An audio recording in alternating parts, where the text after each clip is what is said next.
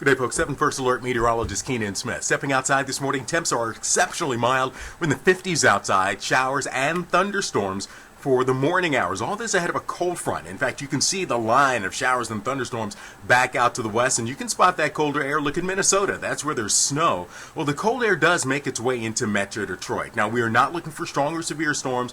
The marginal risk for storms is down to the south. The slight risk is down to the south. We'll see non-severe thunderstorms here for Metro Detroit. So your futurecast shows the storms around this morning into the midday hours. This is now 10 o'clock, and you can see the last of the shower swinging through, and then by early afternoon, we're actually breaking up the clouds and getting some sunshine later in the day. Look for a high today that peaks near 61 degrees. That occurs midday.